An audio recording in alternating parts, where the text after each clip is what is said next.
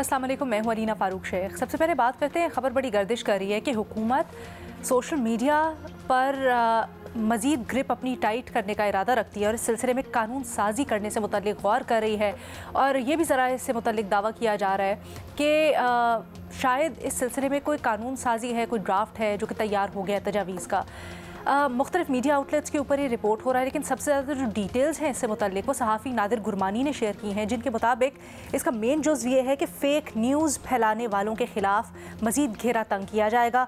एक नया सेक्शन लाने की तजवीज़ है या इरादा ज़ाहिर किया जा रहा है, जिसके तहत जानबूझकर फ़ेक न्यूज़ या गलत खबर फैलाने पर कोई ऐसी खबर जिससे डर, खौफ, नक्स अमन का खदशा हो, 5 साल तक की कैद या फिर 10 लाख रुपए जुर्माना या फिर ये दोनों हो सकेंगे।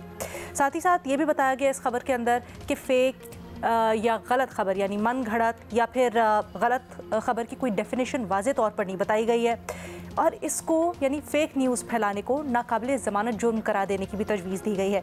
इसके साथ साथ सोशल मीडिया की तारीफ़ में तब्दीली या तौसी की गई है, जिसमें अब सोशल मीडिया तक रसाई देने के लिए जो मुख्तलिफ़ आलात या टूल्स हैं, जैसे मुख्तलिफ़ एप्लीकेशंस, VPNs वगैरह होते हैं, उनको भी शामिल कर लिया जाएगा तमाम तर मामले के अंदर। उनके ऊपर भी गिरफ्त हो सकेगी और इंसदाद इलेक्ट्रॉनिक मीडिया अथॉरिटी के क़याम की भी बात चल रही है, इसके ऊपर भी काम हो रहा है, तजवीज़ है। तज्ज़ियाकारों से ये पूछना चाहते हैं, इससे मुतल्लिक बड़ी कानून साजी पहले भी हुई है, पैका एक्ट हमें पता है मौजूद है, उसमें मज़ीद तरमीम जो करने जा रही हैं, तो क्या फ़ेक न्यूज़ के तदारुक के लिए सज़ाएँ और जुर्माने दुरुस्त और मौसर इक़दाम हैं? हमें ज्वाइन कर रहे हैं इस डिस्कशन के लिए रीमा उमर साहिबा, शहजाद इकबाल साहब, सलीम साफ़ी साहब और उमर चीमा साहब भी हमारे साथ मौजूद है। रीमा, बहुत सी कानून साजी मौजूद है, कुछ की डिटेल्स हमारे सामने मौजूद हैं। ये कहिएगा कि आपको लगता है कि मज़ीद किसी कानून साजी की ज़रूरत है इस सिलसिले में और कितनी मौसर हो सकती है ये? जी शुक्रिया अलीना।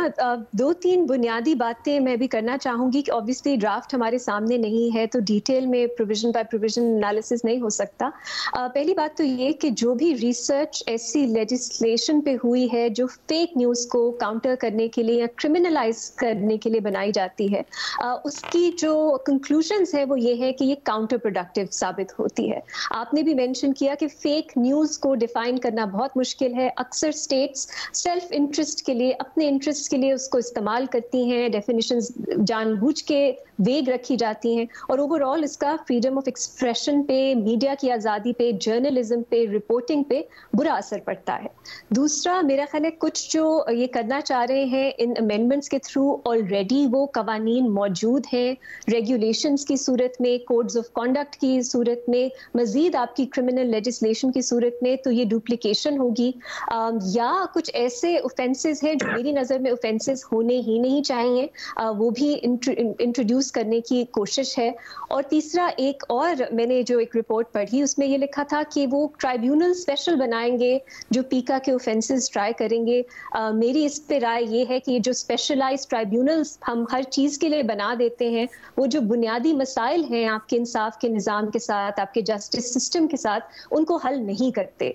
तो एक तरह से लगता तो है कि संजीदगी दिखाई जा रही है, स्पेशल कोर्ट्स या ट्राइब्यूनल्स बना दिए, लेकिन वही मसाइल जो आपकी आम अदालतों में होते हैं with time in special tribunals के साथ भी होते, तो ये कोई मसले का हल नहीं है। लेकिन अगेन आने वाले दिनों पे हम इस पे बात करेंगे। मैं एक बुनियादी बात ओवरऑल सिचुएशन की करना चाह रही थी। मैंने अपनी नेशनल असेंबली की वेबसाइट देखी और जो अप्रैल से पाकिस्तान में कानून साजी हो रही है वो एक बहुत आपको दिलचस्प तस्वीर दिखाती है। ज्यादातर कवानीन जो पास हुए हैं अप्रैल से लेके अब तक वो क्या हैं? आपकी इलेक्शंस एक्ट में तरमीम, ट्राइब्यूनल्स की जो कॉम्पोजिशन है वो बदलने के लिए और तरीकाकार बदलने के लिए, फिर इलेक्शंस एक्ट में तरमीम, रिजर्व सीट्स की सुप्रीम कोर्ट की जजमेंट आने के बाद उसको अंडू करने के लिए, सुप्रीम कोर्ट के प्रैक्टिस एंड प्रोसीजर के कानून में तरमीम, 26th amendment, chief of army staff और दीगर जो चीफ्स हैं उनका टेन्योर बढ़ाने की अमेंडमेंट, फिर आपने देखा सुप्रीम कोर्ट के जजेस की तादाद बढ़ाने की अमेंडमेंट, इस्लामाबाद हाई कोर्ट के जजेस की तादाद बढ़ाने की अमेंडमेंट, इस्लामाबाद में पीसफुल असेंबली पे रिस्ट्रिक्शंस और मजीद क्रिमिनलाइजेशन बढ़ाने की अमेंडमेंट, ये चंद है, कुछ और भी हैं। ये आपको क्या दिखाती हैं? ये हमारा जो सुनहरा दौर चल रहा है एक सुप्रीम और सॉवरेन पार्लियामेंट का, ये किस तरह की कानून साजी दिखाती है? एक तरफ तो हमें नजर आता है कि गवर्नमेंट के पास नंबर्स हैं, वो आम कानून साजी क्या, वो तो आइन साजी भी कर सकती है, तो ओवरऑल एक मजबूती है। लेकिन इन कवानीन को देख के ऐसा लगता है कि एक पैरानोया भी है, एक इनसिक्योरिटी है जो रियासत जो है वो महसूस करती है। On the face of it वो मजबूत है, लेकिन कुछ क्राइसिस ऐसे हैं लेजिटिमेसी के, जिसकी वजह से इस तरह के इकदाम जो है उनको जैसे ही वो वजूद में आई है हुकूमत, उसको उठाने पड़े। और मुझे इसकी 2-3 वजूहात नजर आती हैं। पहली तो ये कि जो मुबैना तौर पे रिगिंग हुई फरवरी में, वो एक उसकी जो शक्ल है वो मुख्तलिफ है। पाकिस्तान में धांधली रिगिंग कोई नई चीज नहीं है, अरसे से हम देख रहे हैं, 2018 के इलेक्शन में भी हुई। लेकिन जो पेपर ट्रेल इस रिगिंग ने छोड़ा, वो मेरा ख्याल है दुनिया में शायद आपको कम ही इतना एविडेंस के साथ नजर आए कि रिगिंग किस तरह हुई। तो एक पैरानोया ये है कि अगर कोई भी इंडिपेंडेंट इन्वेस्टिगेशन होती है तो फिर बहुत कुछ सामने आ जाएगा। इसलिए हमने देखा कि एक बार बार ये रूमर्स थे और इस पे बात भी हो रही थी कि जस्टिस मंसूर अली शाह अगर चीफ जस्टिस बन जाते हैं तो कहीं ऑडिट ना हो जाए, कहीं इलेक्शंस ना खुल जाएं। और मजीद इकदाम हमने इलेक्शन जो ट्राइब्यूनल्स के मामलात हैं उस पर भी हमने देखे कि किसी तरह उसको महफूज किया जाए, जो हुआ 8-9 फरवरी को। दूसरा है मेरा ख्याल है पीटीआई की पॉपुलैरिटी। अब ये इतनी इनक्रेडिबल पॉपुलैरिटी है, इतनी स्ट्राइकिंग है कि जितने भी मुजालिम हो जाए, जितना भी वक्त गुजर जाए, जितनी भी देर लोग जेलों में रह लें, वो पॉपुलैरिटी कम नहीं हो रही। वो जज्बा जो है, आप उसको जुनूनियत कह लें, आप जो भी कह लें, वो कम नहीं हो रहा, वो नजर आता है। और इससे अगर आप कंपेयर करें, जो हुकूमत की लैक ऑफ पॉपुलैरिटी है वो भी नजर आती है। सिचुएशन ऐसी है कि अक्सर एक विनेयर होता है, जिसको आप कहते हैं क्लोक होता है डेमोक्रेसी का, रिप्रेजेंटेशन का। यहाँ वो नहीं है। जो सिस्टम के हिमायती हैं, जो टीवी पे आके बात करते हैं कुछ, वो भी हुकूमत पे तनकीद ही करते हैं, वो भी मजाक उड़ाते हैं कि ये कौन सा किसी को रिप्रेजेंट कर रहे हैं। जो अच्छी चीजें हैं वो एस्टैब्लिशमेंट कर रही है, और जो गलतियां हो रही हैं वो ये इनकॉम्पिटेंट पॉलिटिकल पार्टीज कर रही हैं। सो ओवरऑल जब मैं इन चीजों को देखती हूँ, जिस तरह रिगिंग की गई, वो मतलब वो एविडेंस मौजूद है मुबैना तौर पे उसका। दूसरा पीटीआई की पॉपुलैरिटी, और तीसरा इस हुकूमत की लैक ऑफ पॉपुलैरिटी। तो मुझे लगता है कि जब तक ये सिस्टम चलेगा इस शक्ल में, हम इस तरह के इक़दाम देखते रहेंगे। और इवेंचुअली शायद रीना, ये एक सवाल है कि क्या जो लोग इस सिस्टम को सपोर्ट कर रहे हैं, क्या वो सेपरेट कर सकेंगे उन मुजालिम को, इस तरह के इक़दाम कानून साजी को, जो सिस्टम को सस्टेन कर रही है? सो मेरे लिए ये एक बुनियादी सवाल है, जैसे आहिस्ता आहिस्ता हम आगे बढ़ेंगे, क्योंकि मुझे इसमें बेहतरी आते हुए इस सिस्टम की मौजूदगी में नजर नहीं आती, given the crisis of legitimacy. सवाल है और मैं चाहूंगी इसको पैनल के आगे ही रखें हम, ताकि कुछ क्लैरिटी शायद मिल सके इस डिबेट के अंदर। लेकिन उससे पहले उमर चीमा साहब, आप ये कहिएगा, फेक न्यूज़ एक बड़ा रेलेवेंट और रियल चैलेंज, हम जो भी मीडिया ऑर्गेनाइजेशंस में काम करते हैं, हमें हर रोज़ की बुनियाद पर कितनी दफ़ा इस चीज़ का सामना करना पड़ता है। लेकिन क्या इसके सद्देबाब के लिए, ये क्या इसका सामना करने के लिए इस तरह की कानून साजी या फिर सज़ाएं ही सही हल है? अलीना, मुझे खुद नहीं आइडिया कि ये जो कोई पीका लॉ में अमेंडमेंट्स हुई हैं, इसका सबब क्या है। लेकिन मुझे लगता है कि वो 1-2 और कोई इदारा बना रहे हैं, और शायद उसकी वजह से कुछ अमेंडमेंट्स भी हुई हैं, और इन्होंने जो कोई सजा में भी इजाफा किया है, कोई चीज़ों को वो नॉन बेलेबल भी कर रहे हैं कि लोग जो हैं वो उधर जाके वो छूट जाते हैं। सर तो एक सेकंड, सॉरी, मैं कथा कलामी की माजरत, किया नहीं है सर, ये तजवीज़ आ रही है, ज़राए से रिपोर्ट हो रहा है कि ऐसा करने का इरादा रखती है हुकूमत। ठीक है जी, आपका पॉइंट नोट कर लिया हमने सर। हम तो फिर ना फेक न्यूज़ चल जाए सर। हाँ, यानी कि ये है कि वो जो तजवीज़ आ रही है उसमें ऑब्वियसली वो हो भी जानी है। इधर जो है आईनी तरमीम हो गई है, तो ये एक लॉ कैसे नहीं बदलेगा, इसमें भी तरमीम हो जानी है।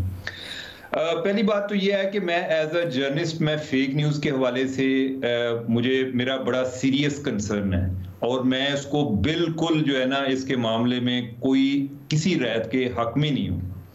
और उसकी वजह यह है कि इवन हमारा अपना प्रोफेशन जो है वो भी अंडर थ्रेट है। कि अगर फेक न्यूज़ या जो हम सिटीजन जर्नलिज्म का नाम देते हैं, अगर वो लोग जिनको जर्नलिज्म का पता ही नहीं, जो कि इंफॉर्मेशन को किस तरह प्रोसेस करना है उसका नहीं आइडिया। अभी रिसेंटली मैं अमेरिका में पढ़ रहा था कि उधर इन्फ्लुएंसर्स के लिए उन्होंने फैक्ट चेकिंग की ट्रेनिंग का ऐलान किया है। ये नहीं है कि सारे इन्फ्लुएंसर्स उनके पास चले जाएंगे, लेकिन वो उनको अपॉर्चुनिटी दे रहे हैं कि भाई आपका बड़ा बड़ा मुंह है, बड़े बड़े नाम है आपकी आवाज बड़ी दूर तक जाती है, लेकिन थोड़ा सा हम आपको बता दें कि सच और झूठ में तमीज कैसे करनी है। ये नहीं कि आपने एक कोई जगह कोई एक इंसिडेंट देखा उसको आपने जनरलाइज कर दिया, ऐसा नहीं होना चाहिए। अब हमारे यहाँ जो है कोई ऐसा भी है कि जो फेक न्यूज है उसमें जो बड़े बड़े इन्फ्लुएंसर, जो पॉलिटिकल लीडर्स हैं, वो सारे उस अमल में इन्वॉल्व हैं। इवन अभी रीमा जो बात कर रही थी ना, इनकी पॉपुलैरिटी के हवाले से, इनक्रेडिबल पॉपुलैरिटी के हवाले से, उसमें जो इलेक्शन है उसके हवाले से तो मेरे भी बड़े एक सीरियस क्वेश्चंस हैं उसकी इंटेग्रिटी के हवाले से कि वो किस तरह से हुआ। लेकिन जो इनकी इनक्रेडिबल पॉपुलैरिटी है वो 90% फेक न्यूज का नतीजा है कि जिस अंदाज में ये फेक न्यूज फैलाते हैं। इवन इमरान खान के बारे में उनको जहर दे दिया गया है, उनको GHQ में रखा गया है, उधर जो है वो इतने लोग जो है 120 हैं वो उधर उनकी हिफाजत पर तैनात हैं, और जराए ये बता रहे हैं कि उन पर टार्चर किया जा रहा है। ये जो सारी हैं ये फेक न्यूज हैं। इवन जो रजीम चेंज के हवाले से जो थ्योरी आई वो फेक न्यूज थी। इमरान खान का जो राइज है या जो दूसरे लोगों पर इल्जाम लगाए करप्शन के, वो फेक न्यूज था। तो हम इस चीज को रियलाइज ही नहीं करते कि फेक न्यूज की वजह से ओवरऑल हमारी इवन डेमोक्रेसी अंडर थ्रेट है, जिसको बचाने की हम कोशिश करते हैं, जो हम फील करते हैं, और उसको जो खतरात हैं उनको हम फील ही नहीं करते। हम आमतौर पे जो सुसाइड बम्बर की बात करते हैं वो क्या करते हैं, हम कहते हैं कि जी उनकी इंडोक्ट्रिनेशन हुई है, जी उनका माइंड चेंज कर दिया गया है। वो फेक न्यूज के जरिए पूरी सोसाइटी का माइंड चेंज हो रहा है। अभी ये जो डी चौक के हवाले से था, इंस्टा पे आप देख लें जिधर सारे बच्चे मौजूद होते हैं, कोई 100 से नीचे आ ही नहीं रहे था डेड बॉडीज पर, 100 से ऊपर ही जा रहे थे। अब जाके आखिर पे आके बता भी दें या इनके को लोग मान भी लें कि कोई 10-12 थी, तो वो तो 100 वाले जो उधर हैं वो उधर अटके हुए हैं। कई लोग जो हैं वो 1000 तक गए हैं जी, कि 1000 डेड बॉडीज हैं। अब जब इस फेक न्यूज के नतीजे में लोगों का ज़हन जो है वो ये जो कहते हैं जी लोगों को गुस्सा बढ़ा है, बहुत सारा गुस्सा जो है वो इसी तरह झूठी खबरों की वजह से है कि जो फैला हुआ है। इसका आपको तदारक होना चाहिए। आइडियली तो ये है, हम तो बात करते हैं ना जी कि हुकूमत क्या कर रही है, उसको करना क्या चाहिए। आइडियली तो ये है कि फेक न्यूज के बारे में सोसाइटी में टॉलरेंस ही ना हो। उनको अगर पता चले कि फलां बंदा जो है वो फेकस्टर है, वो जैली खबरें फैलाता है, लोग उसका बाइकआउट कर दें, नहीं करते। और फिर मैं जर्नलिज्म पर आऊंगा। जर्नलिज्म में हमारे बड़े बड़े इन्फ्लुएंसर, जो बड़े बड़े इन्फ्लुएंशियल लोग हैं, वो फेक न्यूज में फैलाने में मुलव्वस हैं। पिछले दिनों एक कोई बहुत बड़ा नाम हमारा जर्नलिज्म का, यानी कि उन्होंने कोई आर्टिफिशियल इंटेलिजेंस की एक जनरेटेड एक इमेज था कि जिसमें कोई एक ब्लड है डी चौक में, और वो उन्होंने वो तस्वीर शेयर की। मैंने एक दफा ट्वीट में उनकी निशानदेही की, उन्होंने परवाह नहीं की। दूसरी दफा की तो उसके बाद उनका मैसेज आया, उन्होंने कहा ये तो आर्टिफिशियल इंटेलिजेंस की है। मैंने कहा ये आपको पता है ना, बाकी लोगों को तो नहीं पता, आप उधर वजाहत कर दें। वजाहत करते करते 3 दिन लगे, ठीक है। अब जो है ना झूठ बोलने के पैसे मिलते हैं, डॉलर मिलते हैं। आप जितना बड़ा झूठ बोलते हैं आपको उतने ज्यादा डॉलर मिलते हैं। इसका कोई तदारक होना चाहिए। क्या मीडिया इसका तदारक कर सके? क्या हम एक दूसरे को कॉल आउट करते हैं? हम नहीं करते। या तो होता है ना कि हम ही इसका कुछ कर लेते हैं, हम जो बता रहे होते हैं कि फलां चीज ठीक नहीं है, लेकिन क्या ठीक है वो नहीं हम बता रहे। अब हुकूमत जो कर रही है, हुकूमत तो ऑलरेडी हुकूमत तो यानी कि वो कहने की हद तक होता है कि हम फ्री एक्सप्रेशन के यानी कि जो आइन में उसका जो आजादी इजहार राय है उसका आइन में जिक्र है, लेकिन वो इससे ज्यादा तो नहीं चाहते, वो अपनी मर्जी की चाहते हैं। हुकूमत तो दबाने की कोशिश करेगी, हुकूमत अपनी जगह पे है, लेकिन ओवरऑल हमारा जो सोसाइटल रिस्पांस है, जो ओवरऑल इंटेलेक्चुअल रिस्पांस है, जो जर्नलिस्टिक रिस्पांस है, वो इंतहाई पैथेटिक है। यानी कि हमने इस मामले में खामोशी इख्तियार किया है, यानी कि हमें इस मामले में इतना गुस्सा नहीं आता जितना बाकी मामलात पे आता है। अच्छा सर, एक छोटा सा सवाल, मुख्तसर प्लीज जवाब दीजिएगा। अगर ऐसा है कि अभी हमारी सोसाइटी इतनी इवॉल्व नहीं है कि वो खुद से इन चीज़ों को चेक इन बैलेंस कर सके या फिर खुद से इन चीज़ों के ऊपर ध्यान रख सके, तो क्या फिर इस तरह की जो लेजिस्लेशन हुकूमत की तरफ से की जा रही है वो ठीक है, आगे जाके बेहतर हो जाएगी? क्या एक जवाब ये हो सकता है? अलीना, एक तो ये है कि इस टाइम ये हमारी सोसाइटी का नहीं मसला, पूरी दुनिया में इशू आ रहा है। आपके नॉलेज में होगा कि उधर ब्राजील के जज ने उधर उसको एक्स को बंद किया उनके दफ्तर ना खोलने की वजह से।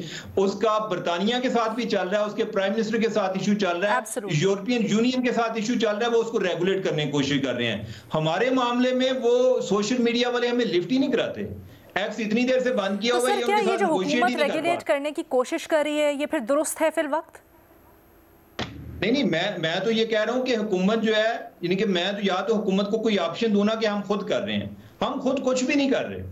मेरी अलबत्ता ये सजेशन है कि ये जेल में लोगों को भेजने की बजाय आप फाइन रखें ऐसे लोगों के लिए, फेक न्यूज को क्लियरली डिफाइन करें, और जो एक हैबिचुअल हैं जो कि इस मामले में जिनका एक रिकॉर्ड है कि बार बार फेक न्यूज फैलाते हैं, उनके अकाउंट जो है वो डीएक्टिवेट कराएं। ये मेरी नजर में ये हाल है, ये होना चाहिए। एब्सोल्युटली। मैं इसी तरह की सजेशंस भी चाह रही हूँ साथ साथ आप लोगों से। जी रीमा, प्लीज मुख्तसर रखिएगा।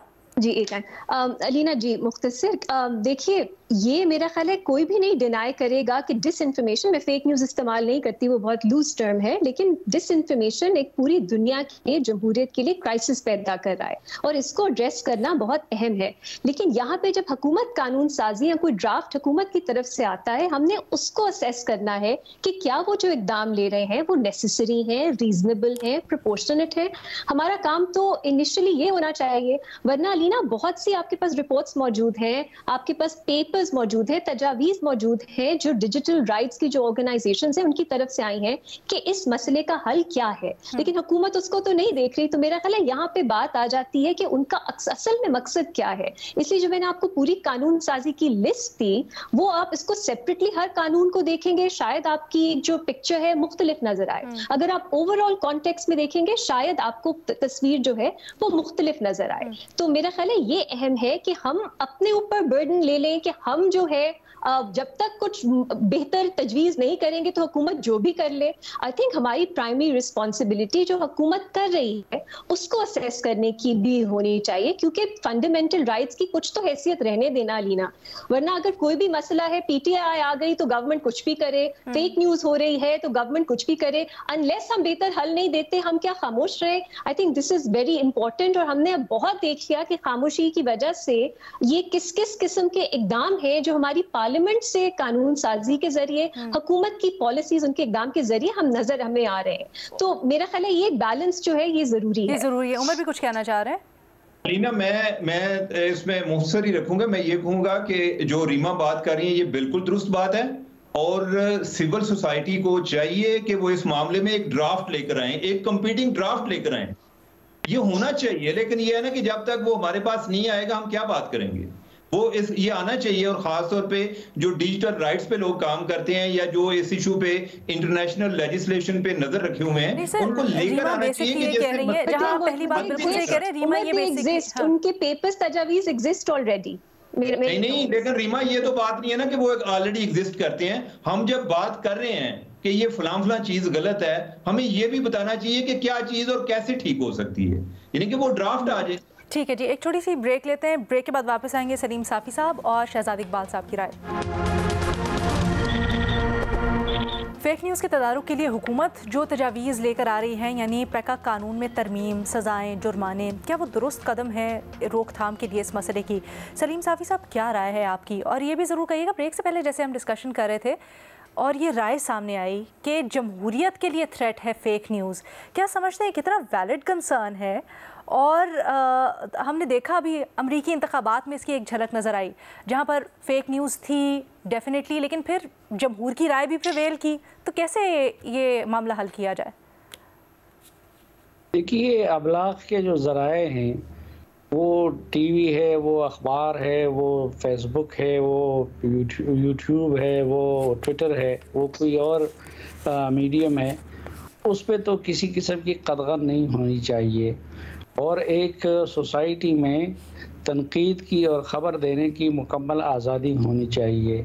लेकिन उसके साथ साथ ये जो फेक न्यूज़ का मामला है, इसके तदारुक के लिए सीरियस इक़दाम उठाना भी रियासत की ज़िम्मेदारी है। एक तो जिस तरह उमर ने फरमाया कि क्या बेहतर होता कि हम मीडिया वाले ख़ुद कवायद ज़वाबित बना के, क्योंकि इससे तो हमारा घर उजड़ रहा है, हमारी बदनामी हो रही है, हमारा मीडिया डिस्क्रेडिट हो गया है, हम जो टूल्स इस्तेमाल करते थे, ट्विटर हो गया, फेसबुक हो गया, बाकी चीज़ें हो गई, वो डिस्क्रेडिट हो गई हैं। तो पहले तो हमें आगे बढ़ के ये बनाना चाहिए था। हमने जब नहीं बनाया तो अब हुकूमत को चाहिए कि एक तो ये है कि मसलन आप बंदे को पकड़ के जेल में डालते हैं और उसके बाद उनके खिलाफ केस चलता है, आखिर में वो मुजरिम साबित नहीं होता, तो उनकी वो ज़िंदगी दोबारा नहीं लौटाई जा सकती। इसलिए पहली स्टेज पे जेल नहीं भेजना चाहिए जब तक कि एक बंदा मुजरिम साबित ना हो जाए। और दूसरा, जो इन्होंने दोनों से मुझे इत्तेफाक है कि जेल में रखने या के बजाय दीगर सजाओं पे तवज्जो देनी चाहिए, उन चीज़ों को इसकी जेल की बजाय अगर वो सजाएं हों तो ज़्यादा बेहतर होगा। सर, वो जमहूरियत वाले पॉइंट के ऊपर कुछ नहीं कहेंगे? जो दूसरी बात आपने कही ना कि इसके नुकसानात या क्या, पाकिस्तान में तो अभी रिसेंटली आपने पिछले दिनों देखा कि पंजाब कॉलेज से मुतालिक एक फेक न्यूज़ ने कितनी बड़ी फसाद बर्पा की थी। अच्छा, ये तो फिर पाकिस्तानियों का मुआशरा है। बरतानिया में देखे रिसेंटली कि एक फेक न्यूज़ ने कितना बड़ा हंगामा बर्पा किया था और उसकी उस रियासत को और इसकी इस रियासत को कितनी बड़ी कीमत अदा करनी पड़ी। तो ज़ाहिरी बात है कि ये जो जुर्म है फेक न्यूज़ का और झूठी खबर देने का, ये कोई मामूली जुर्म इसको ना समझा जाए कि ये बस कोई एक हरकत है, हो गई। इसके नतीजे में बाज़ औक़ात बहुत बड़े फसाद बर्पा होते हैं और कुरान में भी जो सबसे संगीन सज़ा मुकर्रर की बयान की गई है वो फसाद फिलार्स पैदा करने वालों के लिए बयान की गई है। अच्छा, शहजाद सलीम साफ़ी साहब जैसे अभी कह रहे थे मीडिया की बात, लेकिन इलेक्ट्रॉनिक मीडिया के लिए तो कवानीन भी मौजूद हैं, एक ज़ाब्ता भी मौजूद है। सोशल मीडिया से मुतल्लिक फ़ेक न्यूज़ की ज़्यादा प्रॉब्लम आती है। दुनिया में किस तरह से प्रैक्टिस चल रही है, क्या कवानीन है, अगर हम तकाबुल कर सकें, और पाकिस्तान में इससे मुतल्लिक जो अप्रोच है, क्या अब जो करने जा रही है हुकूमत वो ज़्यादा बेहतर है या बेहतरी किस तरह आ सकती है? बहुत शुक्रिया अलीना। मैं रिसेंटली ईयू विजिट पे गया हुआ था। ब्रसल्स में कई सारी ब्रीफिंग्स जो थी वो इसी मामले पे थी, और ये बात दुरुस्त है कि ये मामला सिर्फ पाकिस्तान में नहीं, ये पूरी दुनिया में एक बहस है कि इसको कैसे आप रेगुलेट करेंगे। आपने देखा यूके राइट्स हमारे सामने मिसाल है, फेक न्यूज सोशल मीडिया के जरिए फैलाई गई। अमरीकी इलेक्शंस का भी आपने हवाला दिया, और वहां पे भी ये डिबेट है कि फ्रीडम ऑफ स्पीच पे कदम लगाए बगैर हम इसको कैसे रेगुलेट कर सकते हैं, और उनके लिए भी ये बैलेंस ढूंढना आसान नहीं है। लेकिन मैं आपको बताऊं, जितनी भी वहां पे डिबेट हुई है, आज तक ये बात जेरे बहस नहीं आई कि हम इस पे क्रिमिनल पनिशमेंट देते हैं, 5 साल की, 10 साल की नॉन बेलेबल वारंट निकाल दें। सिविल पनिशमेंट्स हैं, फाइन्स की बात करते हैं, इस हद तक वो कभी डिस्कस नहीं करते कि हम 5 साल की बैन लगा देंगे, क्योंकि वो तो फिर आप फ्रीडम ऑफ स्पीच को ही किल कर रहे हैं। अच्छा, पाकिस्तान में मसला जो है ना वो माशाल्लाह नेक्स्ट लेवल का है, क्योंकि हमने तो 8-10 साल पहले हमारा क्या नैरेटिव था, और ये रियासती नैरेटिव की बात कर रहा हूँ, 5th जनरेशन वॉरफेयर के लिए हम तैयार हैं, उसके लिए तैयारी हो रही है। तो हमने तो अपने लोगों को ट्रेन किया है। अब वहां से आप सफर तय करके आए हैं डिजिटल टेररिज्म का, कल फिर कोई शिफ्ट आएगा पॉलिसी में, फिर आप कहेंगे कि अब 6th जनरेशन वॉरफेयर पर हम पहुंच गए। तो यहाँ पे तो रियासत ने, पॉलिटिकल पार्टीज ने खुद इसको जो है बढ़ावा दिया है, इसको एस्टैब्लिश किया है। लेकिन इस हुकूमत की जो इंटेंट है वो तो मेरे ख्याल से आया है, और वो बड़ी वाज़ेह है जो भी इन्होंने इकदाम लिए हैं, कि वो चाहते हैं कि जो मुखालफिन है उनकी आवाज दबाई जाए, और आवाज दबा के जो अपना इलेक्शन है उसको, जो फ्रॉड उसमें हुआ है मुबैना तौर पे, उसको सिक्योर किया जाए। रीमा ने यहाँ पे कुछ कवानीन की मिसालें दी, लेकिन आप सिर्फ यही देख लें कि सोशल मीडिया और इंटरनेट के साथ इसके अलावा क्या इस हुकूमत ने किया है। इलेक्शन वाले दिन आपने पूरा मोबाइल डेटा सर्विस बंद कर दी, आपने एक्स पर पाबंदी लगा दी, पीका लॉज में आप अनगिनत अमेंडमेंट लेके आ चुके हैं। डेफेमेशन का जो बिल आया पंजाब में, वहां पे आपने पेनल्टीज जो है वो पता नहीं करोड़ों रुपए में रख दी, जबकि यहाँ पे जो पर कैपिटा इनकम है वो इतनी कम है। तो आपने बड़े रूथलेस किस्म के कानून बनाने की कोशिश की है, और इन कानून की अगर जो एप्लीकेशन है वो भी आप देखें सिर्फ आपको एक तरफ नजर आएगी, यानी कि मुखालफिन पर। हुकूमत की तरफ से, या अगर नून लीग हुकूमत में है या पीपल्स पार्टी में हुकूमत है, उनको एक खुली छुट्टी होगी कि आपने जो स्प्रेड करना है फेक न्यूज करें, वहां पे कदर नहीं होगी, क्योंकि आपने अपने मुखालफिन की आवाज दबानी है। ये मतीउल्लाह जान साहब का केस जो है ना, ये एक मेरे ख्याल से बड़ी जबरदस्त एग्जाम्पल है। जितने भी हुक्मरान को हमने बुला के पूछा कि आपने किस किस्म की FIR काटी है, तो जवाब होता था कि देखिए उन्होंने वो खबर दी, वो फेक थी, वो आजकल फेक न्यूज फैला रहे हैं। हमारा सवाल काउंटर क्वेश्चन होता था कि अगर फेक न्यूज के हवाले से कोई आपको प्रॉब्लम है और उनकी कोई खबर गलत है तो कानून मौजूद है, उस हवाले से ट्रायल करें। लेकिन नहीं, हुकूमत का हदफ क्या था कि नहीं, जेल में डाल लो, बेशक एक मजाक का खेज केस हो, आपका मजाक उड़े, लेकिन कम से कम 4-5 दिन जेल में रख के मुंह पे काला कपड़ा पहना के एक सबक आपने देना है। तो ये इंटेंट है इस हुकूमत की। कोई यहाँ पे रैली हो, आप इंटरनेट स्लो डाउन कर देते हो, असेंबली का मामला हो, आप कानून लाते हैं कि नहीं आप बाहर नहीं आ सकते, तो कंट्रोल एक करने की कोशिश है। अब दो ही तरीके हैं ना, या तो हम जो वेस्ट ममालिक है उनकी तरफ जाके देखें, या आप एक चाइना मॉडल की तरफ जाके मुकम्मल बैन लगा दें। यहाँ पे भी ये जो बात हुई अमवात के हवाले से, पहले दिन से हम चैलेंज कर रहे थे PTI वालों को कि इतनी अमवात जो आप बता रहे हैं ये हो नहीं सकती, इस तरह की फेक न्यूज फैलाएंगे तो आपके अपने नैरेटिव को इस पे बड़ा नुकसान पहुंचेगा, और वैसे भी इखलाकी तौर पे गलत है अगर अमवात आप 8-10 या जितनी भी हुई है उसको बढ़ा चढ़ा के कहें 200-250। उन्होंने जवाब ये देना शुरू किया कि देखें हमारे बहुत से लोग मिसिंग थे, समझे शायद उनकी अमवात हो चुकी है, तो वो तो एक जवाब दे रहे हैं, आप उसको माने या ना माने। हुकूमत के पास क्या जवाब है फेक न्यूज देने का? अब तो BBC, अल जजीरा, गार्डियन, जियो फैक्ट चेक ये सब बता चुके हैं कि अमवात हुई है, डेथ सर्टिफिकेट मौजूद है, हॉस्पिटल की रिपोर्ट मौजूद है। हुकूमत किस बेसिस पे आके और क्या जवाब है उनके पास फेक न्यूज देने का? और वो सिर्फ इलेक्ट्रॉनिक मीडिया के जरिए कर रहे हैं, वो सिर्फ सोशल मीडिया नहीं, इलेक्ट्रॉनिक मीडिया के जरिए, प्रेस कॉन्फ्रेंसेस के जरिए कर रहे हैं। वो किस उनको कोई पूछने वाला है कि उनकी फेक न्यूज के खिलाफ उनको जो मिनिस्टर्स आके बात करते हैं, हुकूमती रहनुमा बात करते हैं, उनके ऊपर क्या एक्शन होगा? एक और चीज हम यहाँ देखते हैं, और ये आज की बात नहीं, पिछले 8-10 साल की बात है, जितना कंट्रोल आप इलेक्ट्रॉनिक मीडिया को करने की कोशिश कर रहे हैं, कभी मुस्बत रिपोर्टिंग के नाम पे, कभी किसी और नाम पे, जितना आप इसको कंट्रोल करेंगे उतना ज्यादा लोग इस्तेमाल करेंगे इसका सोशल मीडिया का, और इम्कानात बढ़ेंगे फेक न्यूज के। एक तो हुकूमत की जिम्मेदारी, जैसे मैंने कहा, इस मामले में हुकूमत आके सच बताए कि क्या है, तो स्पेकुलेशन नहीं होगी। आपके पास तो छुपाने के लिए कुछ नहीं होना चाहिए, लेकिन आप जब ट्रांसपेरेंसी से बात नहीं करेंगे तो आप स्पेस देंगे कि लोग स्पेकुलेट करें, अफवाहें फैलाएं। इसी तरीके से जब आप मीडिया पे एक कंट्रोल रखेंगे, सच सामने नहीं आने देंगे, और जो सच सामने लाने की कोशिश करते हैं उनकी आवाज दबाने की कोशिश करेंगे, तो फिर आपके पास सोशल मीडिया पे लोग जाएंगे और वहां पे स्पेकुलेशन करेंगे और फेक न्यूज फैलाएंगे। तो मेरे ख्याल से इस पे भी हमें देखने की जरूरत है कि किस जो आप एक मीडियम जहां पे फिर भी एक आप कह रहे हैं एडिटोरियल चेक है, वहां पे पैमरा है, वहां पे आप स्पेस दें बात करने की, लेकिन वो भी नहीं है, तो लोग आके फैलाएंगे। इसमें कोई शक नहीं है कि सोशल मीडिया को रेगुलेट होना चाहिए, लेकिन इस हुकूमत के जो इंटेंट है वो सही नहीं नजर आते। ठीक है जी, एक छोटी सी ब्रेक लेते हैं, वापस आएंगे एक और बड़ा अहम इशू जिसके ऊपर बात करनी आफ्टर ब्रेक। पाकिस्तान तहरीक इंसाफ का 24 नवंबर का एहतजाज और इससे मुतल्लिक आज जो इस्लामाबाद हाई कोर्ट में समाअत हुई है, चीफ जस्टिस ने रिमार्क्स दिए हैं और बड़े कोर इशू की तरफ उन्होंने निशानदेही की है। अपने तजियाकारों से बात करते हैं, वो कहते हैं कि जी तहरीक इंसाफ से पूछूंगा हुकूमत से लड़ाई में आम शहरियों का क्या कसूर है, और अगर तहरीक इंसाफ ने गलती की तो हुकूमत का काम अमन व अमाल बहाल करना था, मगर उन्होंने तो सारा शहर बंद कर दिया। अब सवाल यहाँ पर उठता है कि जिम्मेदार इस सूरत हाल का कौन, लेकिन इससे भी ज़्यादा अहम सवाल ये है कि इस सूरत हाल से बचने का हल क्या हो सकता है। शहजाद इकबाल साहब, क्या राय है आपकी? देखिए, इस्लामाबाद हाई कोर्ट का अपना फैसला था कि इस्लामाबाद में आपने नहीं करने देना है, इजाजत नहीं मिली है उनको यहाँ पे जलसा करने की या एहतजाज करने की। लेकिन जो इस्लामाबाद में रहते हैं या रावलपिंडी में रहते हैं, उनको मेरे ख्याल से अंदाजा होगा कि टी को जो है ब्लॉक कर दिया जाता है, दुकानें बंद होती हैं, चाहे वो आसपास की हो। अब मैं बहुत दूर रहता हूँ टी चौक से, और मेरे घर के आसपास यहाँ पे कोई आपको एक फर्द भी नहीं नजर आया था। लेकिन उस दिन जिस दिन एहतजाज था, यहाँ पे भी तमाम रेस्टोरेंट्स को, कैफेज को मना कर दिया कि आप बंद करें, दुकानें बंद करें, ताकि शायद वो चाहते थे कि जो एहतजाज करने आते हैं उनको कोई खाने पीने का एक्सेस भी ना रहे। तो जो एक्सेसिव यूज ऑफ फोर्स के अलावा ये जो हम देखते हैं कंटेनर्स लगा के शहरों को बंद कर दिया जाता है, मेरे ख्याल से इससे जो नुकसान होता है वो बहुत ज्यादा है। जिस दिन एहतजाज है उस दिन आप करना चाहें जो करें, खैर उस पर भी बड़ी डिबेट हो सकती है, लेकिन इस्लामाबाद हाई कोर्ट के जहन में अगर कोई और मेरे ख्याल से आइडिया होता कि आप एहतजाज भी यहाँ पे ना करने दें और कंटेनर भी नहीं लगाए, किस तरीके से उसको मैनेज करें, तो वो दे देते तो ज्यादा बेहतर होता। उमर, किसकी ज्यादा जिम्मेदारी है?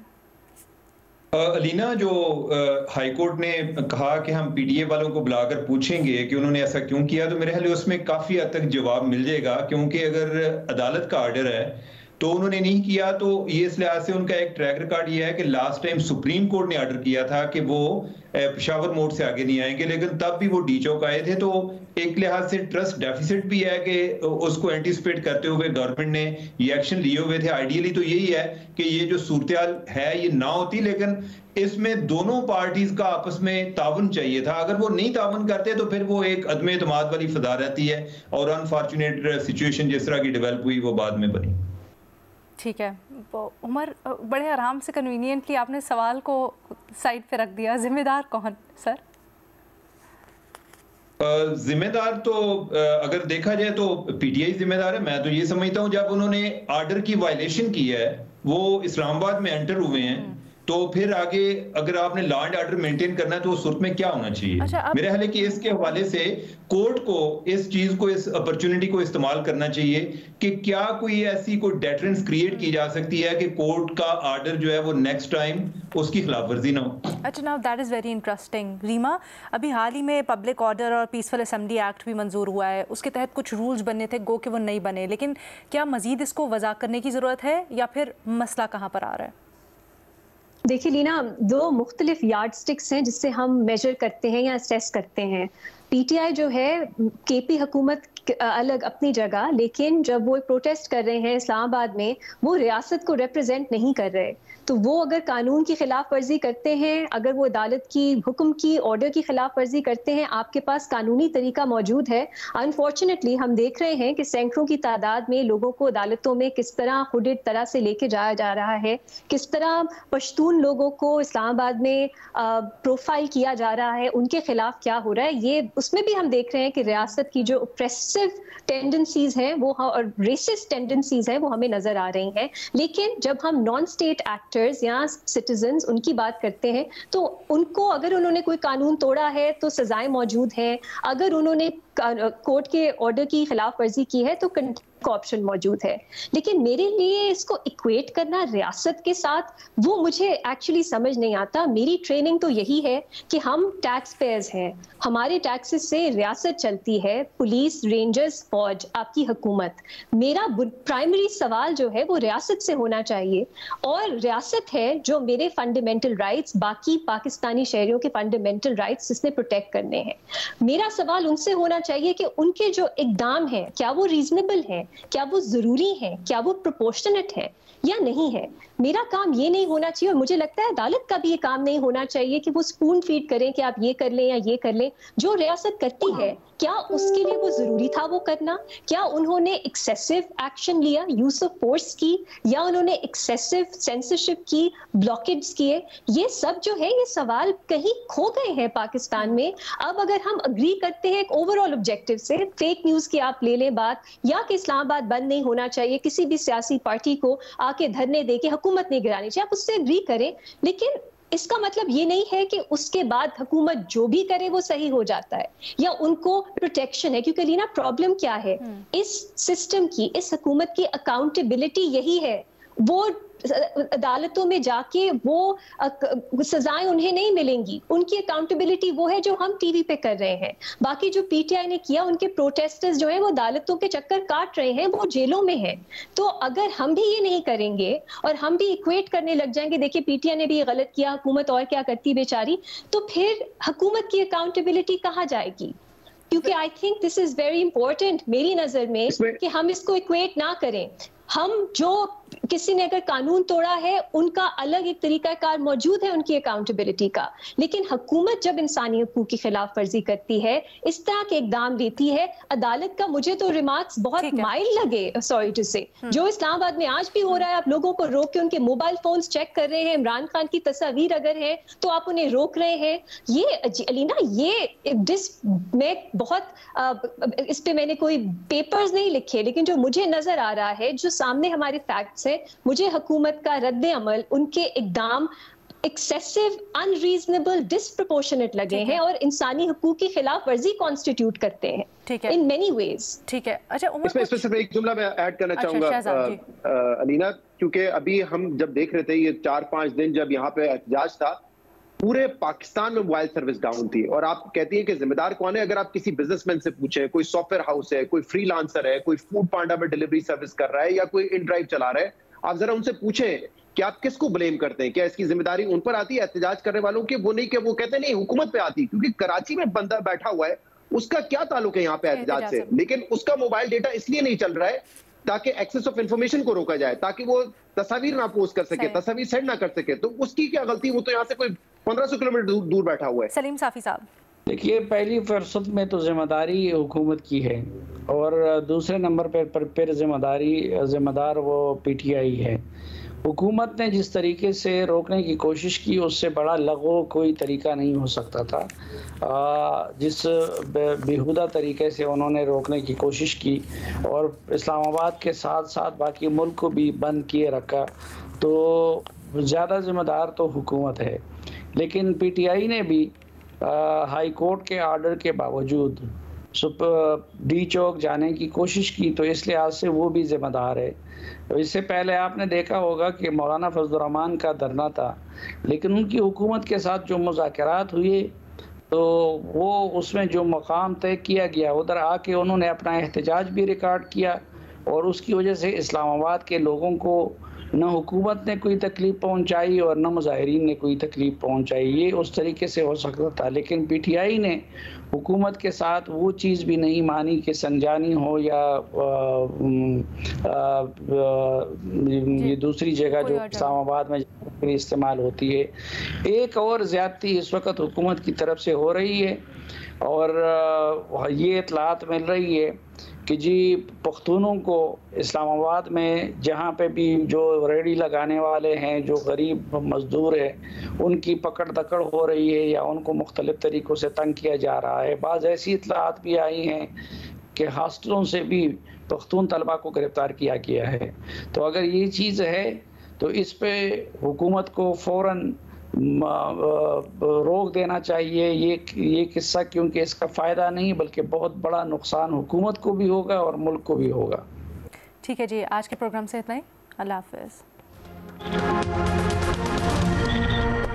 क्या शाहीन का कप्तानी संभालना गलती थी? आपने जिनको भी कप्तान बनाना है ना, आपके ख्याल में इस सवाल का इन्होंने क्या जवाब दिया होगा?